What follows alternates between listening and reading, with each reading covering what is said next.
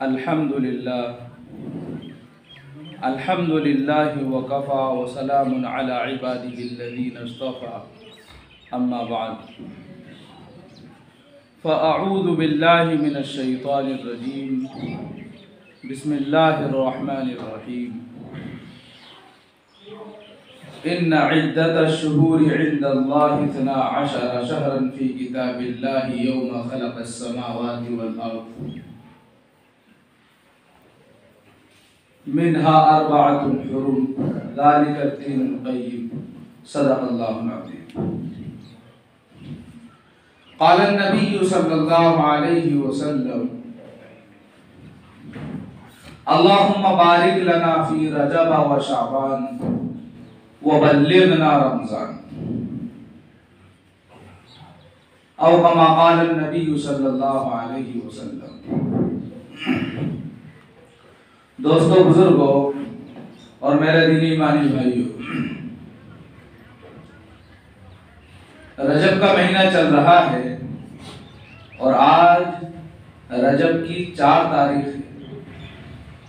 रजब का महीना उन 4 मुहतरम महीनों में से एक महीना है जिसका एहतराम ज़माने जाहिलियत में भी किया जाता था। अल्लाह ताला ने 4 महीनों को मोहतरम बनाया है। कुरान करीम में अल्लाह ताला ने उन 4 महीनों को जिक्र फरमाया। नबी अकरम सल्लल्लाहु अलैहि वसल्लम ने अहादीस के जरिए उन 4 महीनों की तशरीह की है। तो रजब का महीना मोहतरम महीना है, अजमत वाला महीना है। रजब के माने हैं अजमत और हुर्मत के, इसलिए इसको रजबुल मुरज्जब भी कहा जाता है।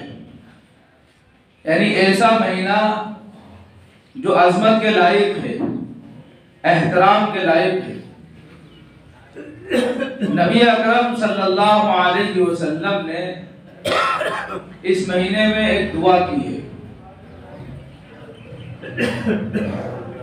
वो दुआ जिसको मैंने हदीस पाक के अंदर अभी आपके सामने पढ़ा, अल्लाहुम्मा बारिक लना फी रजब व शअबान व बल्लिग़ना रमज़ान, कि ए अल्लाह रजब और शाबान के महीने में बरकत अता फरमा और हमें रमजान तक पहुंचा दीजिए।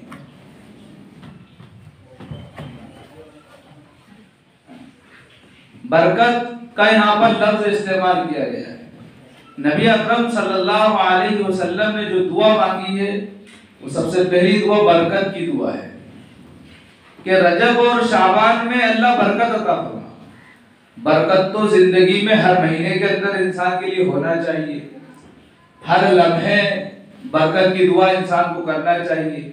नबी अकरम सल्लल्लाहु अलैहि वसल्लम ने मौका महल के एतबार से बरकत की दुआएं सिखलाई है अपनी उम्मत को। दूध पीने के बाद जो दुआ पढ़ते हैं बरकत की दुआ है। इसी तरह कुनूत नाजिला में जो हम पढ़ते हैं अल्लाहुम्मा बारिक लना फीमा आतैत, कि ए अल्लाह वो चीजें जो तूने हमें अता फरमाई हैं उनमें बरकत अता फरमा। अल्लाहुम्मा बारिक लना फीही व ज़िदना मिन। दूध पीने के बाद ये दुआ पढ़ते हैं कि ए अल्लाह इस दूध में बरकत अता फरमा और इस दूध से जो फायदा हो उसमें बरकत अता फरमा। बरकत की यहाँ पर आपने दुआ मांगी है और यहाँ पर 2 महीनों को खास किया है, रजब और शाबान। यूं तो आपकी पूरी जिंदगी दुआओं में गुजरी है और आपने अपनी उम्मत को भी दुआओं की तालीम दी है। बरकत कहते किसे हैं? बरकत नाम है अल्लाह की मदद का। बरकत नाम है अल्लाह ताला की तरफ से खुसूसी इनायत का। इंसान को कोई चीज मिल जाए, कोई नेमत मिल जाए, लेकिन उस नेमत से फायदा ना मिले तो समझ लीजिए कि उसमें बरकत नहीं है। किसी इंसान ने मोटरसाइकिल खरीदी, एक नेमत उसको मिल गई, एक्सीडेंट हो गया, गाड़ी खराब हो गई, नेमत तो मिली लेकिन अब उसमें काम आ गया। उसमें बरकत नहीं रही। दूध तो पी लिया, लेकिन दूध पीने का जो फायदा था वो फायदा नहीं मिला। तो मतलब ये है कि उसमें बरकत नहीं हुई। अल्लाह ताला से दुआ मांगी थी, अल्लाह लड़का अता फरमा। अल्लाह ने लड़का तो दे दिया, लेकिन नाफरमान है, इताअत नहीं करता, बात को नहीं सुनता। नेमत तो मिली लेकिन बरकत नहीं मिली। रिश्ते की बात चलाई, निकाह हो गया, लेकिन मियां बीवी में अनबन है, लड़ाई झगड़ा है, तो उससे फायदा नहीं उठा पाए। सुकून जो हासिल होता है वो नहीं हो पाया। तो मतलब नेमत तो मिली लेकिन बरकत नहीं मिली। तो दुनिया की हर लाइन में अगर बरकत है तो वो चीज फायदे की है, सुकून की है, राहत पहुंचाने वाली है। ये तो अफसोस है इस दुनिया में, इस दौर में, कि चीजों को, जाहिरी असबाब को इंसान ने सब कुछ समझ रखा है, बरकत की तरफ तवज्जो ही नहीं है।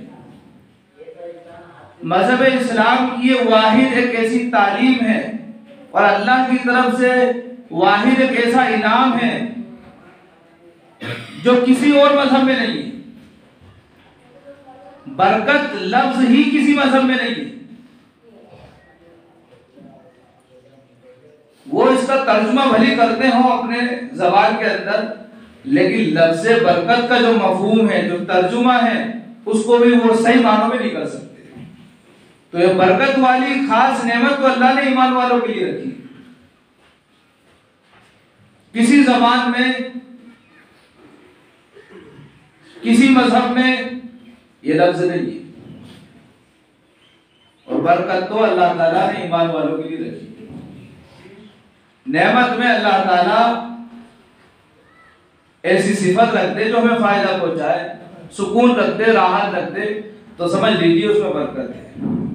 और ये जो दुनिया की तरफ दौड़ लग रही है, क्वांटिटी को जो सब कुछ समझ रखा है, इसमें चाहे इंसान के पास जितने भी असबाब हों, अगर उसमें बरकत नहीं है तो बजाय इसके जो फायदा पहुंचाएं, बल्कि बाज दफा आजमाइश का सबब बन जाते हैं, आजमाइश की वजह बन जाते हैं। माल थोड़ा सा हो लेकिन उससे सुकून मिल जाए, उससे फायदा पहुंच जाए, तो बड़ा काबिल मुबारक है वो शख्स। और ये मुबारक का लफ्ज तो बहुत आम लफ्ज है, ऐसा आम लफ्ज है कि हर इंसान इसको इस्तेमाल करता है।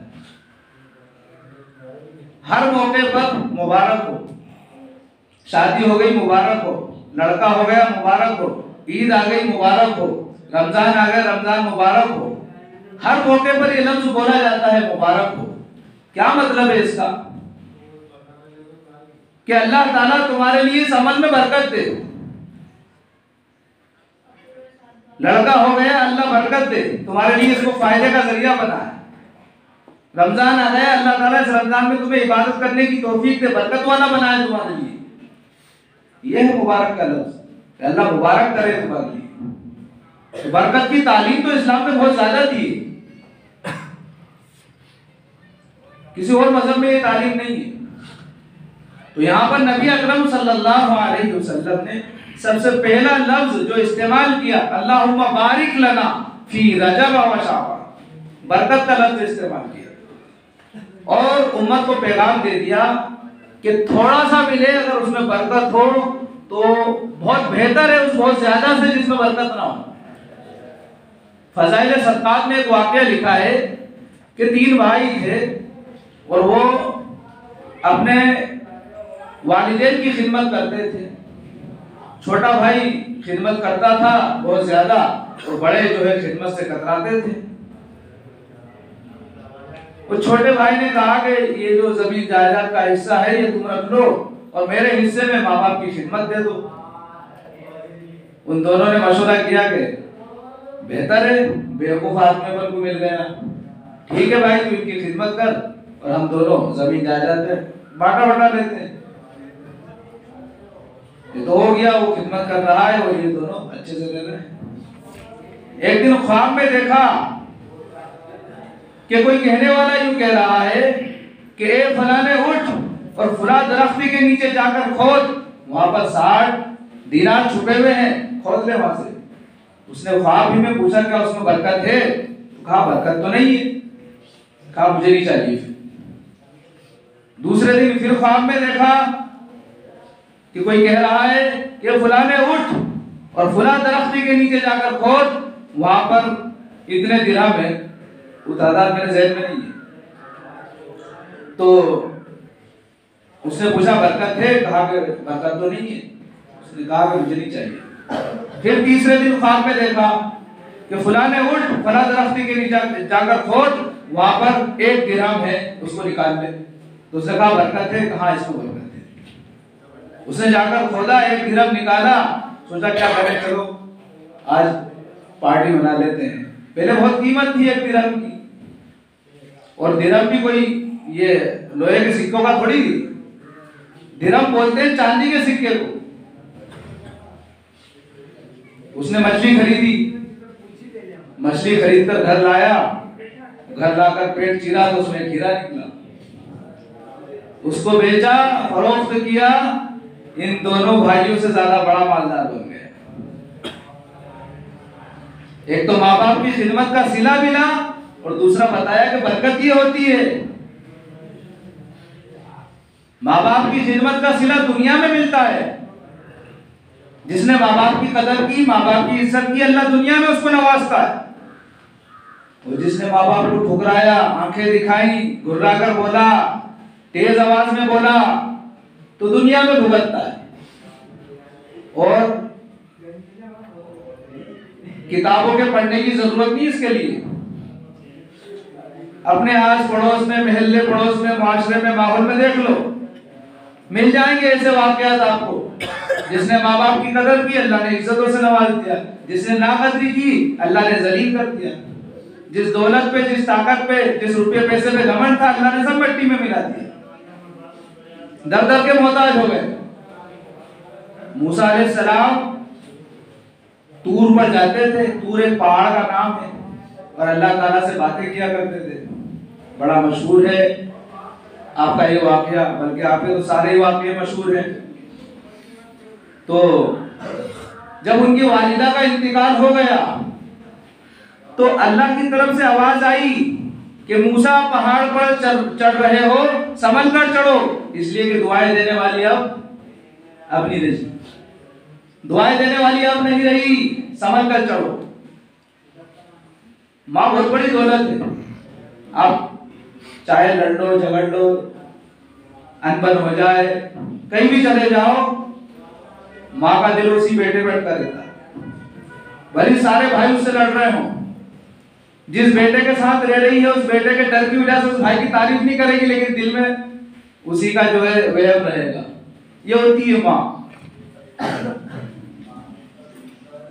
ये होता है बाप के, वो सोचता है कि चलो 10 रुपए बचा के ले चलूं, मेरे बेटे की फीस जमा कर दूंगा।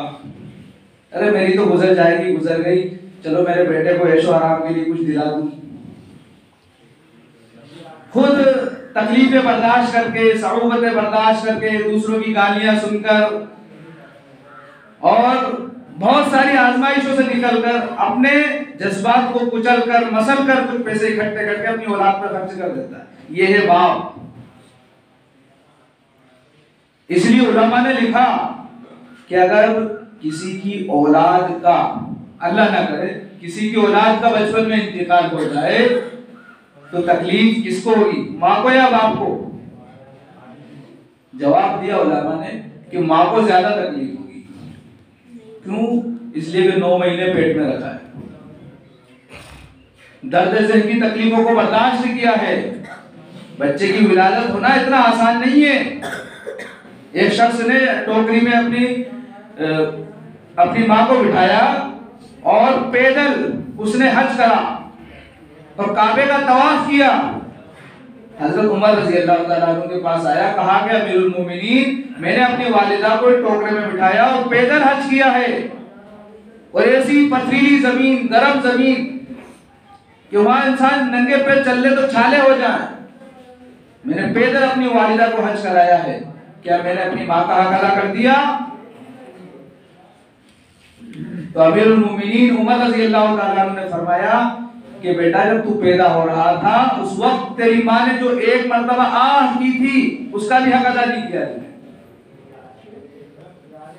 तो मां भी बहुत बड़ी दौलत है, बाप भी बहुत बड़ी दौलत है।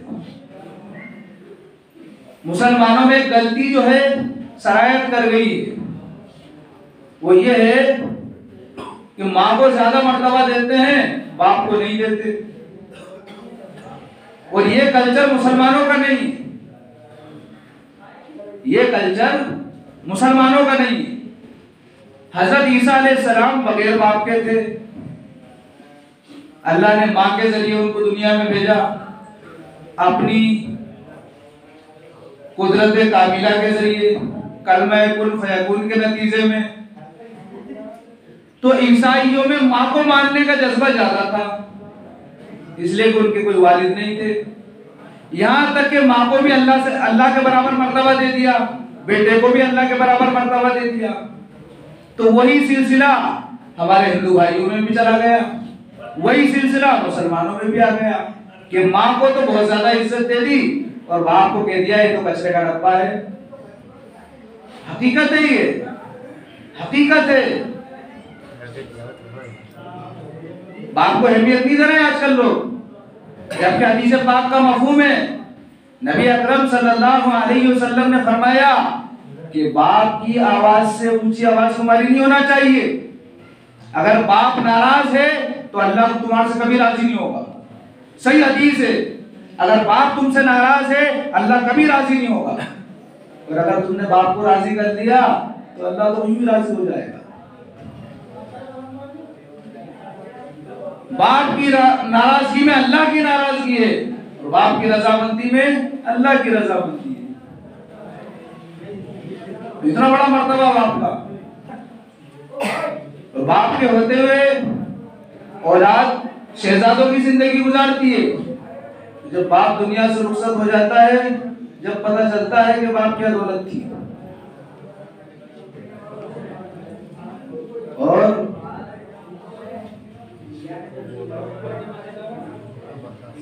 भाई बहुत ज्यादा आवाज आ गई, क्या बात?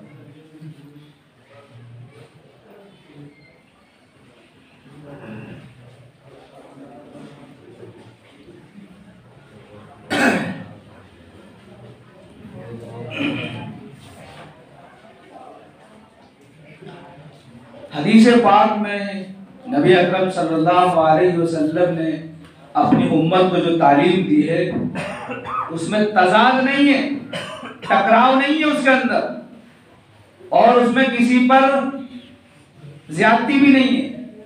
आप खुद अंदाजा लगाओ, एक तरफ माँ को तो बहुत मर्तबा दे दिया और बाप को कुछ मर्तबा दे दिया, तो ज्यादती हो गई कि नहीं हो गई? ज्यादती नहीं है शरीयत। अब का हाल तो ये है कि बेटा जवान हो जाता है तो माँ बेटे दोनों मिलकर बाप से लड़ते हैं।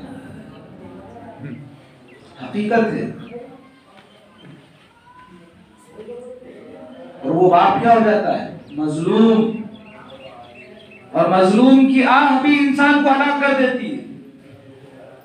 होता क्या है, फिर अल्लाह उस बाप को अपने पास बुला लेते हैं, और फिर ये माँ भी परेशान होती है और वो बेटा भी परेशान होता है। ये ज़ाब्ता है अल्लाह का। जिस नेमत की कदर नहीं होती उस नेमत को अल्लाह ले लेता है, छीन लेता है। कदर करो अपने माँ बाप की। ये दुनिया का सबसे कीमती सरमाया है। चाहे ये अनपढ़ हो, इनको लिखना पढ़ना नहीं याद हो, इनको सही बोलना याद नहीं हो, लेकिन ये बहुत बड़ी दौलत है अल्लाह की।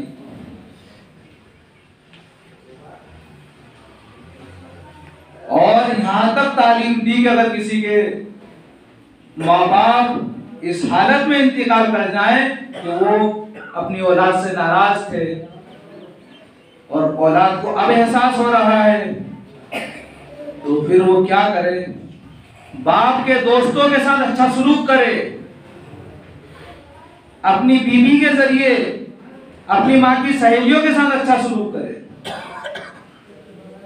क्यों? ताकि वो कहे कि देखो कितनी अच्छी औलाद छोड़कर गया है। उनके दिल से दुआ निकले, तुम्हारी भी जिंदगी आबाद हो जाए और तुम्हारे माँ बाप की मगफिरत हो जाए। ये सिर्फ इस्लाम की खासियत है, किसी और मजहब में नहीं है। तजाद नहीं है हमारे मजहब में। माँ का भी हक है, बाप का भी हक है, दोनों के हुकूक हैं, दोनों के हुकूक अदा करिए। बाप जब बूढ़ा हो जाए तो इसको इतना मजबूर मत करिए कि वो आपसे कहे कि बेटा मुझे 100 रुपए की जरूरत है। इतना मजबूर मत करिए कि उसको मांगने में शर्म आए और वो पैदल अमलाए तक जाए। इतना मजबूर मत करो, बल्कि फरमाबरदार और नेक बच्चों की पहचान ये है कि जो पैसे कमाते हैं अपने बाप को लाकर दे देते हैं और वो कहते हैं कि अब्बा मुझे 10 रुपए की जरूरत है, मुझे 50 की, मुझे 100 की जरूरत है, दे दीजिए। कमा बेटा रहा है, मालिक बाप को बना रखा है। क्यों? कि यही बाप था, जब मैं बच्चा था तो कमाता था और मुझे देता था। बड़े होने के बाद भी बच्चे बनकर रहो। ये एक ऐसी किताब है जिसको तुम लिख रहे हो, तुम्हारी औलाद पढ़कर सुनाएगी। तुम इस तरह सलूक करो अपने माँ बाप के साथ, तुम्हारे बच्चे तुम्हारे साथ इससे अच्छा सलूक करेंगे। अरे भी हमारी शरीयत तो 1 का 10 गुना दुनिया में मिलता है। 1 रुपया दोगे 10 रुपए दुनिया में मिलेंगे तुम्हें। मन जाअ बिल हसनति फलहु अशरु अमसालिहा, एक नेकी करो 10 नेकी का अजर मिलेगा। तो तुमने इतना कर लिया, तुम्हारी औलाद इससे ज्यादा करेगी। बहरहाल बात ये चल रही थी कि बरकत बहुत बड़ी दौलत है। अल्लाह के नबी सल्लल्लाहु अलैहि वसल्लम ने इस महीने के शुरू होने पर, यानी रजब के शुरू होने पर अल्लाह से दुआ मांगी कि अल्लाह रजब में और शाबान में बरकत अता फरमा और हमें रमजान तक पहुंचा दीजिए। बरकत तो हर चीज में होना चाहिए। जहां इताअत होती है, फर्मा बरदारी होती है, वहां अल्लाह बरकत दे देता है। फिर भी बरकत महसूस नहीं हो रही है तो फिर थोड़ा 2 रकात नमाज पढ़ के बैठ जाओ अल्लाह के सामने, रो लो, गिड़गिड़ा लो कि अल्लाह मेहनत कर रहे हैं, कुर्बानी दे रहे हैं, पता नहीं क्या गलती हो रही है कि बरकत नहीं मिल रही है।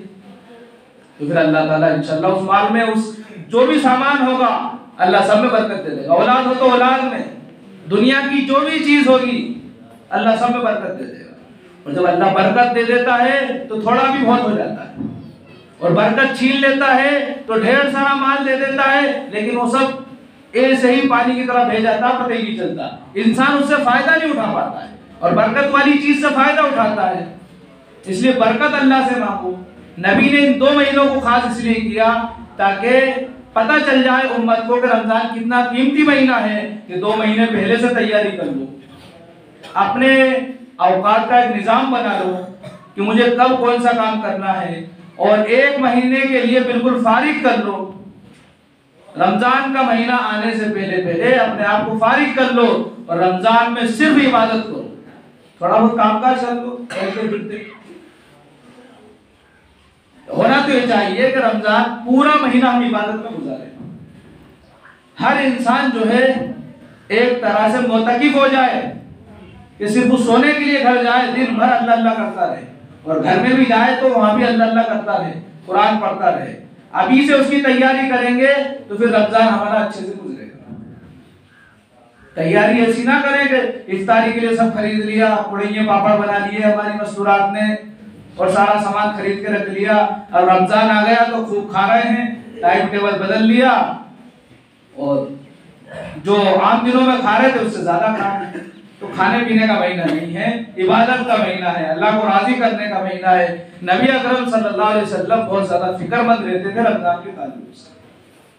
तो अल्लाह से दुआ भी करें कि अल्लाह ताला हमें रमजान तक पहुंचाए और अल्लाह ताला हमारी जिंदगी में, हमारे औकात में बरकत अता करेंगे सब इंशाअल्लाह।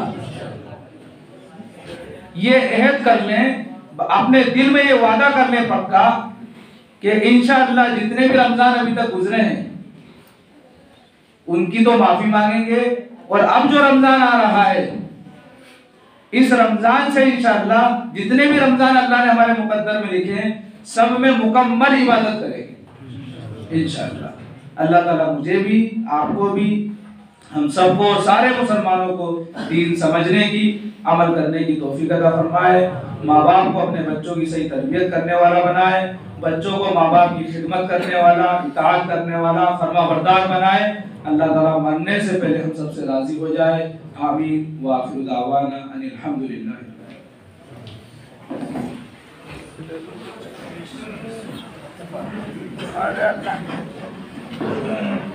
हो गया क्या?